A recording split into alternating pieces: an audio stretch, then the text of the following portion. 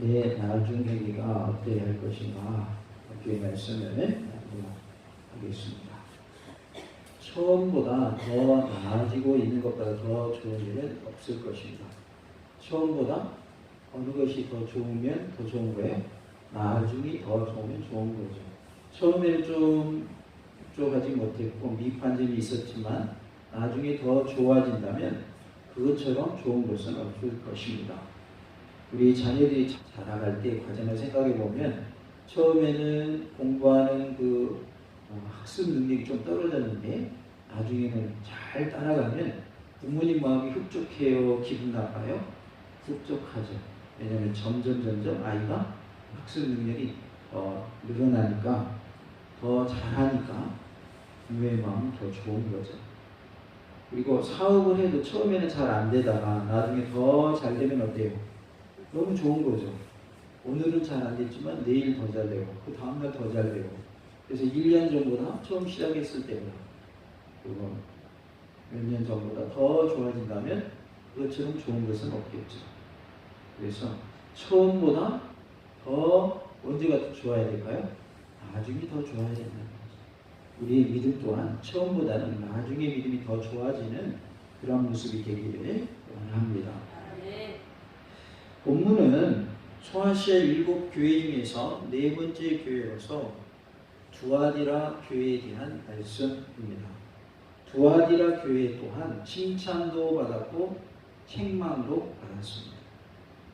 내 나중 행위가 어때야 한다고 하셨는지 두아디라 교회를 통해 살펴보므로 큰 은혜가 임하는 복된 시간 되기를 원합니다. 내 나중 행위가 처음 것보다 많도다라고 말씀하십니다. 19절에 내가 내 사업과 사랑과 믿음과 섬김과 인내를 나누니 내 나중 행위가 처음 것보다 많도다라고 말씀하고 있습니다. 나중의 행위를 보니 처음의 행위보다 더 많다라는 것인데 여기서 처음 것보다 많다고 하신 것은 뭐냐면 너희 사랑의 행위가 나중의 모습을 보니 처음의 것보다 더 많아졌구나 라고 칭찬하는 모습입니다. 처음보다 더 많은 사랑의 열매를 맺는 우리의 모습이 되기를 원합니다. 이렇게 처음에 사랑했던 모습이 나중에 더 많아지는 그 사랑의 크기가 더 커지는 것을 말씀하고 있어요. 이것은 곧 예수를 닮아가는 모습이죠. 우리는 예수를 매일매일 닮아감으로 처음에 우리가 사랑을 베풀었던 모습보다는 나중에 더 큰 모습으로 사랑하는 사랑의 열매가 많이 맺혀지는 그런 모습이 되기를 원합니다. 지금 나중 행위가 처음보다 더 많은 사랑의 열매를 맺어야 합니다. 처음의 모습보다는 나중의 모습이 더 좋아야 된다 그 말이죠. 근데 여기에 처음 행위는 사랑의 모습이었다는 거예요. 그러니까 처음에 안 좋았다가 나중에 좋아진 것이 아니라 처음부터 좋았는데 나중은 더 좋은 모습이었다 그런 말이에요. 처음에도 사랑의 모습을 가지고 있었어요. 그런데 나중에 보니까 그 처음의 사랑의 모습보다 더 많은 사랑을 실천하고 있더라라는 거죠. 그것이 바로 어느 교회예요? 두아디라 교회의 모습입니다. 두아디라 교회를 향한 그리스도 예수님의 칭찬은 두아디라 교회의 성숙함이 있습니다. 두아디라 교회가 더욱더 성숙해진 거예요. 처음에 사랑의 모습으로 출발을 했는데 나중을 보니까 더 사랑을 많이 실천하고 있더라는 것이죠. 19절에 보면 5가지 칭찬 덕목이 나오고 있습니다. 첫 번째로 사업이라고 그랬죠. 이것은 에베소 교회의 행위와 말이 같은 의미를 가지고 있어요. 그 행위라는 에베소 교회를 말할 때 내 행위를 아노니 할 때의 그 행위와 여기서 말하는 사업이란 말이 같은 의미로 쓰였다. 그러니까 내 행위를 아노니 할 때의 의미로 사업이라고 표현을 했고요. 그 내용으로 사랑, 믿음, 섬김, 인내를 말하고 있습니다. 그래서 사업이란 말은 사랑, 믿음, 섬김, 인내를 포괄하는 의미로 사업이라고 표현했다라고 볼 수 있습니다. 사랑은 에베소 교회가 부족했던 덕목입니다. 이것은 그리스도인 공동체가 마땅히 지녀야 할 삶의 규범이죠. 그리스도인 공동체는 뭐 하면서 살아야 해요? 사랑하면서 살아야 돼요. 그런데 어느 교회는 이것이 부족했냐면 에베소 교회에서는 사랑이 부족했어요. 처음 사랑을 너희가 잃어버렸다 이렇게 말씀하죠. 그런데 두아디라 교회의 모습을 보니까 무슨 모습이 나타나고 있어요? 사랑의 모습이 나타나고 있는 것이죠. 그래서 이 모습이 에베소 교회와는 반대되는 그런 모습인 것을 볼 수가 있습니다. 마태복음 22장 37절부터 40절에 예수께서 이르시되 내 마음을 다하고 목숨을 다하고 뜻을 다하여 주 너의 하나님을 사랑하라 하셨으니 이것이 크고 첫째 되는 계명이요 둘째도 그와 같으니 내 이웃을 내 자신같이 사랑하라 하셨으니 이 두 계명이 온 율법과 선지자의 강령이니라고 말씀을 합니다. 그래서 온 율법과 선지자의 강령이 되는 두 계명이 있는데 하나는 누구를 사랑하라? 하나님을 사랑하라. 또 하나는 뭐예요? 이웃을 사랑하라. 내 마음을 다하고 뜻을 다하고 성품을 다하여서 하나님을 사랑해라. 그리고 이웃을 무엇과 같이 사랑해라? 내 몸과 같이 사랑해라 라고 말씀을 하고 있죠. 그래서 이 사랑을 실천한 교회가 바로 두아디라 교회였다라는 것입니다. 우리 몽타뉴원교회도 사랑을 실천하는 교회로서 위로는 누구를 사랑하고 하나님을 사랑하고 옆으로는 누구를 사랑하고 이웃을 사랑하는 사랑의 공동체가 될 수 있기를 원합니다. 고린도전서 12장 31절부터 13장 3절에 너희는 더욱 큰 은사를 사모하라 그랬어요. 12장 내용을 보면 은사에 대해서 쭉 얘기하시다가 이제 마지막 부분에 더욱 큰 은사를 사모하라 하면서 13장으로 넘어가게 됩니다. 내가 또한 가장 좋은 길을 너희에게 보이리라 라고 12장 31절에 말씀을 했고 그리고 13장 1절부터 내가 사람의 방언과 천사의 말을 할지라도 사랑이 없으면 소리나는 구리와 울리는 꽹과리가 되고 사랑이 없으면 소리나는 구리와 울리는 꽹과리에 불과하다라고 말씀을 하죠.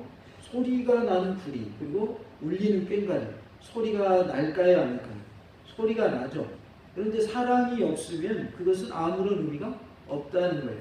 그러니까 막 꽹과리 치면은 소리 나서 사람들이 거기에 뭐 하게 돼요? 집중하게 되죠. 거기를 쳐다보게 되죠. 그런데 사랑이 없으면 우리의 모든 행위가 아무리 꽹과리 같이 모든 사람들이 알 수 있는 모습이라 할지라도 그것이 소용이 있다는 거예요? 없다는 거예요? 소용이 없다는 거죠. 사랑을 강조하고 있죠. 내가 예언하는 능력이 있어 모든 비밀과 모든 지식을 알고 또 산을 옮길 만한 모든 믿음이 있을지라도 사랑이 없으면 내가 아무것도 아니오라고 말씀을 하고 있어요. 산을 옮길 만한 믿음이 있어도 사랑이 없으면 아무것도 아니라는 것입니다. 내가 내게 있는 모든 것으로 구제하고 또 내 몸을 불사르게 내줄지라도 사랑이 없으면 내게 아무 유익이 없느니라라고 말씀합니다. 내가 나에게 있는 모든 것을 가지고 구제를 했어요. 잘한 일이에요? 나쁜 일이에요? 잘한 일이죠. 우리도 이번에 구제했어요? 안 했어요? 했습니다. 어려운 처지에 있는 교회 사모님을 위해서요. 구제금 했단 말이에요. 그런데 뭐 없이 하면 아무 소용이 없는 거예요. 사랑이 없이 하면 아무 소용이 없는 거예요. 다 사랑의 마음을 가지고 참여하신 줄로 믿습니다. 사랑을 가지고 구제할 때 그것이 의미가 있다. 만약에 구제를 했어도 사랑의 마음이 없고 그것을 통해서 내 이름을 드러내기 위해서 했다. 그러면 그 구제는 아무 소용이 없다는 거예요. 내 몸을 불사르게 내어줄지라도 사랑이 없으면 아무 유익이 없다는 거예요. 내 몸을 불사르도록 내어줄 거면 대단한 거예요? 별로인 거예요? 대단한 거죠. 별거 아닌 게 아니라 대단한 거예요. 내 몸 불사르는 데가 내줬다. 그런데 사랑이 없이 했다. 그럼 내게 아무런 유익이 없다는 거예요. 그만큼 뭐가 중요하다는 거예요? 사랑이 중요하다. 여기서 말하는 사랑은 행위도 중요하지만 뭐를 더 강조하고 있는 거예요? 마음을 강조하고 있는 거예요. 사랑의 마음을 강조하고 있어요. 사랑의 행위를 안 하면 그 사람은 아예 그냥 뭐가 없는 사람이에요. 사랑이 없는 사람이죠. 그런데 여기서 말하는 것은 사랑의 행위가 있음에도 불구하고 사랑의 마음은 없고 행위만 있다면 그것도 아무런 소용이 없다라고 말씀하고 있습니다. 그런데 이 사랑의 진실한 모습이 어느 교회에 있었다는 거예요. 두아디라 교회에 있었다는 거예요. 그래서 뭘 받았어요? 칭찬을 받았습니다. 우리 교회도 사랑이 점점 많아지는 교회가 되어서 하나님의 칭찬받는 교회가 되기를 원합니다. 다음으로는 믿음을 말하고 있어요. 이것은 하나님의 말씀이 중심이 되는 삶을 말하고 있어요. 믿음이 있는가 없는가 그 기준이 뭐냐면 그 사람의 삶 속에 하나님의 말씀이 중심이 되는가, 하나님의 말씀이 기준이 되는가, 그것을 말하고 있어요. 하나님의 말씀 중심으로 살 때 그 사람이 뭐가 있는 사람이 되는 거예요? 믿음이 있는 사람이 되는 거예요. 하나님의 말씀 필요 없고 내 생각대로 내 기준대로 하면 그거는 믿음이에요, 믿음이 아니에요? 그건 믿음이 아니에요. 그럼 뭐가 기준이 되는 거예요? 하나님의 말씀이 기준이 되고 하나님의 말씀 중심으로 살라는 거예요. 그것이 뭐가 있는 삶이다? 믿음이 있는 삶이라는 것을 말씀해 줍니다. 그런데 믿음보다 사랑의 덕목이 먼저 나온 것으로 보아서 두아디라 교회가 믿음보다 뭘 더 강조한 것으로 보여집니까? 사랑을 더 강조한 것으로 보여집니다. 그래서 말씀과 믿음의 바탕이 없는 사람들이 이세벨과 같은 이단에 빠졌고 그 이단을 수용했다는 것입니다. 우리는 말씀과 믿음으로 무장하여서 이단 사상과 싸워 이기는 은혜가 있기를 원합니다. 같이 볼까요? 말씀으로 무장하고 흔들리지 않는 믿음을 소유합시다. 그러니까 말씀이 없고 우리의 믿음이 연약하면 넘어질 수밖에 없다라는 거예요. 말씀 중심의 삶을 살 때 그 사람은 뭐가 있는 사람이 된다고요? 믿음이 있는 사람이 된다라는 거예요. 주의를 거룩하게 지키라. 이거 하나님 말씀이죠. 근데 오늘 하나님 오늘 한 번만 봐줘요. 내 입장 다 아시죠? 내 사정 아시죠? 오늘은 안 돼요. 살짝 감아주세요. 이거 말씀 중심의 나 중심이에요. 나 중심이 돼요. 그 사람은 믿음이 있는 거예요, 없는 거예요? 믿음이 없어요. 왜? 말씀 중심 살지 않잖아요. 내 생각대로 살잖아요. 내 형편 따라 살잖아요. 내가 섬길만 하면 섬기고 형편이 안 되면 안 섬기고 그것을 말하는 말씀을 중심으로 우리가 살아야 된다. 그것이 믿음의 삶이라는 거예요. 그래서 우리의 삶의 중심을 딱 잡아야 되는데 우리의 삶의 중심추가 무엇이 되어야 되냐면 말씀이 돼야 돼요. 말씀이 우리의 삶의 중심추가 되어야 돼요. 그래서 중심을 잡아야 돼요. 뭘 가지고? 말씀을 가지고. 말씀이 우리의 삶의 중심이 되어서 흔들리지 않아야 되는 것이죠. 모래에 지은 집이 있고 반석 위에 지은 집이 있죠. 모래에 집은 짓게 되면 어떻게 돼요? 홍수가 나면 그 집은 다 무너져버립니다. 그러나 홍수가 나도 반석 위에 지은 집은 무너지지를 않습니다. 튼튼합니다. 왜요? 반석이 든든하게 받쳐주기 때문에. 그래서 우리의 믿음이 중심을 잡아주지 못하면 이리 흔들리고 저리 흔들리게 되는 거예요. 배가 바다에 이렇게 둥둥 떠 있으면 파도가 치면 어떻게 될까요? 배가 그 파도에 의해서 출렁거리겠죠. 우리의 믿음이 흔들림 없으려면 반석이 대신 예수님의 믿음을 지어야 할 줄로 믿습니다. 우리가 말씀 중심의 삶을 살 때에 하나님은 우리를 책임져 주시고 끝까지 믿음으로 살게 하시고 저 천국에 이르게 하실 줄로 믿습니다. 주십시오. 믿음으로 바로 살아. 천국 갑시다. 우리가 믿음으로 바로 살아야 천국 가는 겁니다. 우리 기도 제목 중에 하나가 뭐예요? 우리 성도들 가운데 한 사람도 빠짐없이 100%다 어디 가게 하옵소서? 천국 가게 하옵소서. 우리가 예수를 믿으면 다 천국 가야지. 누구는 천국 가고 누구는 천국 못 가고 그러면 안 된다고. 그래서 우리 교회 기도 제목이 그거다. 100%는 천국 가는 거야. 다 천국 가야 돼요. 이왕이면 예수 믿은 거 다 잘 돼야죠. 그렇지 않아요? 누구는 천국 갔네, 누구는 천국 못 갔다네. 근데 그 성도가 몽탄중학교의 성도라니 그런 말 들으면 되겠어요, 안 되겠어요? 안 되죠. 몽탄중학교 성도들은 100%다 천국 갔다네. 이렇게 돼야 된다 그 말이에요. 우리 모두가 천국의 복을 누리는 은혜가 있기를 원합니다. 그러면 말씀 중심의 삶을 살아야 돼요. 그것이 바로 믿음이란 말이에요.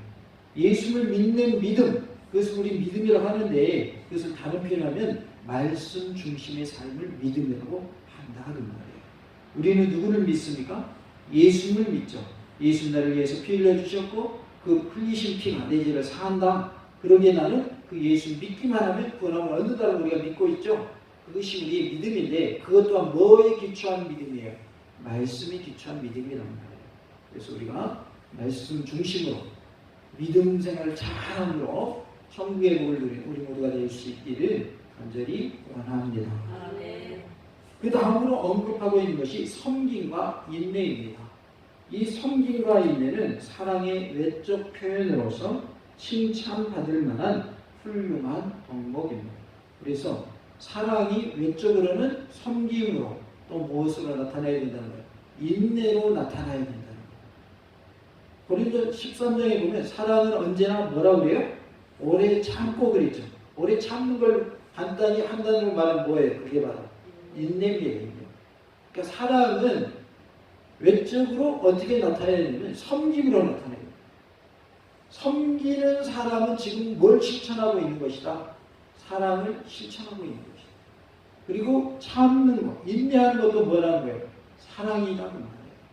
믿음이 자랄 때까지 우리는 믿음이 연약한 사람이 믿음 자라는 기간 동안 뭐 해줘야 돼요? 기다려줘야 돼요. 참아줘야 돼요. 그거 인내하지 못하면 상대방의 믿음이 자라지도 못하고 내가 막 뭐라고 하니까 오히려 믿음이 안 자랄 수가 있어요. 그런 말을 어떤 분이 하시더라고요. 잘 못 알아들으면 잘 알 수 있도록 설명해 줘요. 왜 그렇게 하냐고. 그렇게 하면 안 된다고 말하지 말고 이렇게 하는 겁니다 라고 아주 잘 안내를 해주라는 거예요. 그래야 바뀐다는 거예요. 물론 그렇게 하다고 다 바뀌는 건 아니겠지만 막 야단치고 윽박 지른다고 꾸중한다고 해서 꾸짖는다고 해서 그 사람이 변화되는 게 아니라는 거예요. 오히려 아직도 잘 모르는구나. 내가 한번 말해줬는데도 그래서 잘 모르네. 그러면서 처음인 것처럼 뭐인 것처럼 처음인 것처럼 자세하게 이렇게 하세요 라고 안내를 하라는 거예요. 그래야 된다는 거예요. 자녀를 양육하는 방법에서 나온 말입니다. 자녀들이 한 번 말했다고 해서 그걸 기억하고 있는 게 아니고 근다고 또 기억 못하는 것뿐만 아니라 한 번 말했다고 해서 아이들이 그대로 다 하는 게 아니라 못하는 경우가 생기면 그때마다 처음인 것처럼 자세히 이렇게 하는 거야 라고 알려주라는 거예요. 그것이 자녀를 양육하는 방법이라는 거예요. 그런데 저도 뒤돌아보면 생각해보면 너 왜 이렇게 했어? 라고 야단쳤지. 이렇게 하는 거야 라고 하는 것은 거의 없는 것 같아요. 손가락으로 뽑을 수 있을 정도. 네. 그래서 저도 성도들이 이것을 적용을 하는 거예요. 이렇게 하는 겁니다. 이렇게 해주세요. 네, 다 그렇게 잘하고 있는 것은 아닐지라도 그렇게 하려고 노력하고 있어요. 왜 한 번 얘기해도 잘 될 것 같으면 지금 엄청나게 다 잘하고 있겠죠. 그렇죠? 근데 잘 안 되는 부분에 대해서는 어떻게 하라는 거예요? 처음인 것처럼 자세하게 잘 안내해 주라는 거예요. 그게 천국으로 인도하는 방법이에요. 그러니까 들은 사람들이 들을 때는 똑같은 소리 또 하는 얘기가 나올까요? 안 나올까요? 분명 나오죠. 왜? 처음인 것처럼 자세하게 또 해주니까. 야단치고 왜 못했어요? 왜 이렇게 해요? 하면 오히려 역효과가 나기 때문에. 그래서 하나님의 말씀은 진리이기 때문에 변함이 있어요? 없어요? 변함이 없습니다. 그 말은 2000년 전에도 똑같은 하나님의 말씀이었고 지금도 똑같은 말씀이기 때문에 그 내용은 변하지 않아요.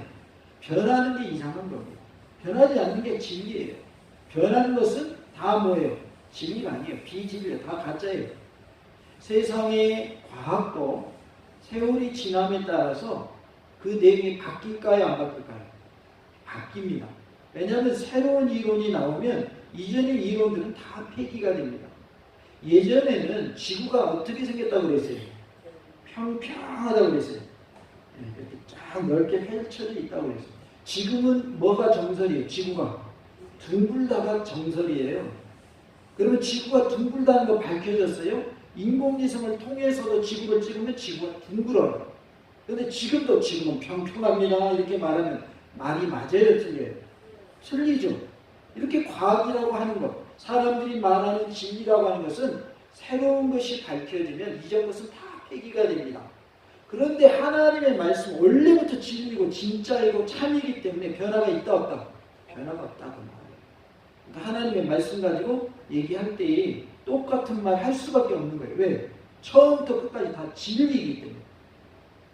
그래서 우리가 하나님의 말씀을 들을 때에 그렇다고 해서 매번 똑같은 설교를 하지는 않잖아요. 그죠? 그런 하나님의 말씀을 가지고 하기 때문에 하나님의 말씀은 그대로 선포가 되는 거예요. 바꿔서 하는 게 아니라. 바꾸면 오히려 그게 잘못된 거예요. 더하거나 빼도 안 되고 변경시켜도 안 되는 게 하나님의 말씀이기 때문입니다. 사랑이라고 하는 것은 섬김으로 나타나야 되고 인내로 나타나야 된다는 것을 말씀하고 있어요. 그래서 내가 너의 사업, 즉 사랑과 믿음과 섬김과 인내를 내가 아는데 너의 나중 행위가 처음 행위보다 더 많아졌구나 하면서 뭘 받고 있어요 지금? 칭찬을 받고 있습니다.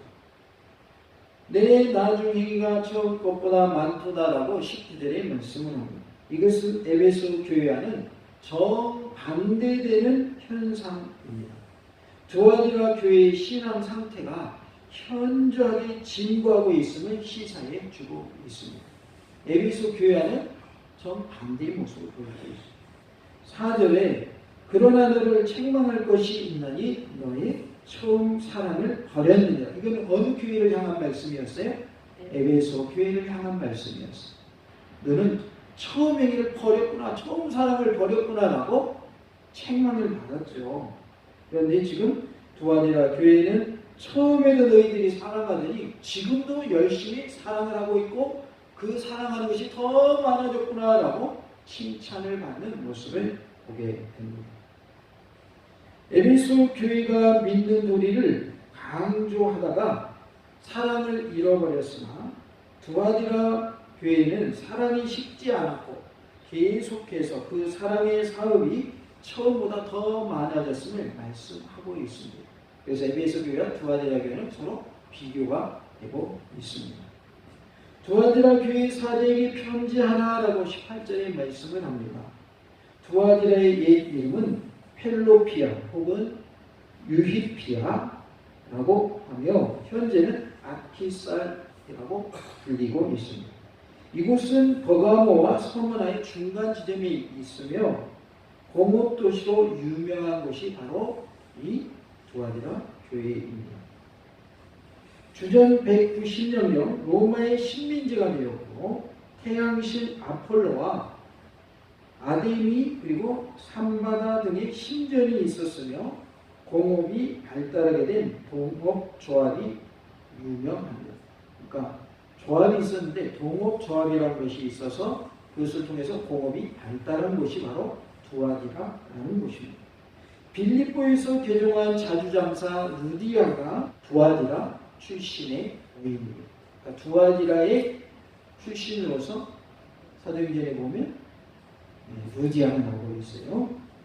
사도행전 16장 14절에 두아디라 시에 있는 자색 옷감 장사로서 하나님을 섬기는 루디아라 하는 한 여자가 말을 듣고 있을 때 주께서 그 마음을 열어 바울의 말을 따르게 하신지라라는 말씀이 나옵니다. 그래서 두아디라 출신의 여인이 누구였다? 자주장사 루디아였다.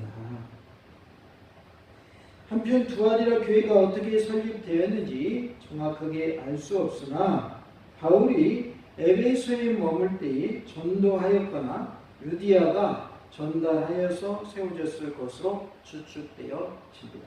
그래서 두아디라 교회가 설립되게 되었습니다.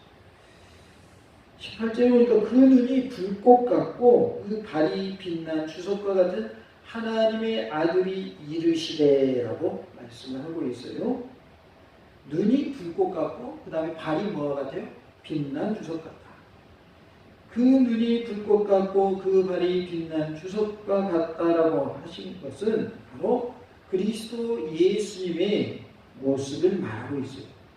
두아디라에서 숭배하던 태양신 아폴로와 거짓 예언자 여자 이세벨을 염두에 두고 경고하시는 말씀입니다. 당시 두아디라 지역에는 우상 숭배와 행음을 하는 일이 있었어요. 그것이 바로 이제 거짓 선지자 이세벨을 통해서 전파된 내용에 의해서 우상 숭배와 행음이 있었습니다. 그것에 대해서 하나님이 반드시 심판하실 것을 암시해 주고 있어요. 그래서 예수님의 눈을 불꽃 같은 눈, 그 다음에 발은 빛난 주석과 같다라고 이렇게 표현을 하고 있습니다. 하나님께서 예수를 통해서 뭐 하실 것이다? 심판하실 것이다 라는 것을 말씀해 주고 있습니다. 당시 청동업이 발달한 두아디라에 사는 교인들에게 이러한 그리스도 예수의 모습은 생생한 화면처럼 느껴지는 계시로서 특별한 의미를 지녔습니다. 그곳이 청동업이 발달한 지역이잖아요. 두아디라는 곳이. 그러니까 예수님을 표현할 때에 눈이 불꽃 같고 그 다음에 발은 빛난 주석과 같다. 이렇게 표현을 했기 때문에 그들에게는 그것이 잘 와닿는 표현이었을 것이다 라는 것이죠. 빛난 주석은 전능하신 하나님과 그 하나님이 모든 악의 세력들과 계획들을 완전히 쳐부신 것을 상징하고 있습니다. 그래서 예수님이 뭐 하신다? 심판하신다. 너희들은 뭐 하라는 의미일까요? 이렇게 경고하시는 것은 회개하라는 의미예요. 그러니까 하나님께서 우리에게 말씀을 주시는 이유가 바로 여기에 있습니다. 왜 말씀을 통해서 우리에게 경고하실까요? 회개하는. 너희들 회개하지 않으면 하나님의 심판이 임한다. 너희들 심판받아. 그런 의미가 아니라 심판을 너희들이 안 받아야 돼. 그러니까 너희는 하나님의 심판이 있으니까 뭐 해라? 회개해라. 그런 의미로 말씀을 주시는 거예요. 오늘 우리에게 동일한 말씀을 주시는 거예요. 하나님의 심판이 있을 거예요. 예수님이 반드시 다시 오실 것이며 이 세상을 심판하실 거거든. 그러니까 너희들은 뭐 해야 돼? 회개해야 돼 라고 말씀하고 있는 거예요. 같이 볼까요? 회개하는 모습이 됩시다. 회개하는 모습이 다 되시기 바랍니다. 빛난 주석과 같은 발을 가지고 예수님이 나타나셨어요. 심판하시겠다는 모습이라고. 우리가 회개하는 길만이 우리가 사는 길인 줄로 믿습니다. 한편 하나님의 아들이라고 표현을 했죠. 이것은 일곱 교회 서신의 서두에 나타난 그리스도 예수의 모습 중에서 이 본문 18절에만 나오고 있습니다. 하나님의 아들이라 직접적으로 언급한 것은 여기에만 나오고 있어요. 이것은 시편 2편 7절을 반영한 말씀으로서 그리스도 예수의 품성의 위엄을 강조하고 있고 두아디라 지방의 우상이면서 제우스의 아들로 여겼던 아폴로나 황제와 대조를 이루어서 오직 그리스도 예수님만이 하나님의 아들이심을 시사해 주고 있습니다. 제우스 신의 아들로서 누가 있어요? 아폴로가 있단 말이에요. 그리고 황제가 있어요. 황제 숭배의 사람들이 있어요. 그런데 진짜 하나님의 아들은 누구밖에 없다? 예수님밖에 없다. 참신은 예수님이시다라는 것을 말씀해 주고 있습니다. 시편 2편 7절에 내가 여호와의 명령을 전하노라. 여호와께서 내게 이르시되 너는 내 아들이라. 오늘 내가 너를 낳았도다라고 말씀하고 있어요. 예수님이 누구의 아들이십니까? 하나님의 아들이시죠. 그래서 직접적으로 하나님의 아들은 예수님이다라는 것을 말씀해주고 있고 오늘 본문에도 하나님의 아들이라고 표현하고 있습니다. 우리는 예수님을 누구로 믿어야 돼요? 하나님의 아들로 믿어야 됩니다. 그냥 인간 요셉과 마리아 사이에서 태어난 그 정도로 알면 안 돼요. 그리고 예수님은 성령님을 통해서 마리아의 몸에 잉태되셔서 이 땅에 오셨죠. 그러니까 우리의 태어나는 방법과는 다른 방법으로 오셨고 그러기에 예수는 뭐가 없으시다고요? 죄가 없으신 그분이 우리를 위하여 희생제물이 되어 주셨죠. 그래야 우리를 화목케 하는 하나님과 우리 사이를 화목케 하는 화목 제물이 되어주심으로 하나님과 우리 사이에 막혀 있었던 뭘 헐어주셨어요? 죄의 담을 헐어주셨습니다. 그래서 누구든지 예수를 믿기만 하면 예수님이 나를 구원하여 주신 구원자이십니다 라고 믿기만 하면 예수님이 나를 위하여 흘려주신 피가 내 죄를 다 사합니다 라고 믿기만 하면 또 예수의 부활을 믿기만 하면 다 구원함을 얻는 은혜를 허락해 주셨습니다. 우리 모두가 끝까지 예수님, 하나님의 아들이신 예수님을 붙잡고 천국의 복을 누릴 수 있기를 원합니다. 나중 행위가 처음보다 더 많은 사랑의 열매를 맺는 우리의 모습이 되기를 원합니다.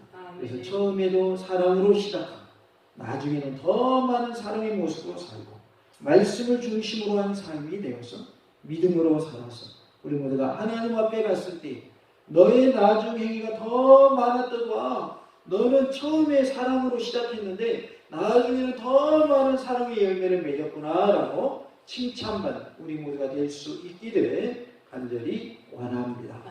할렐루야.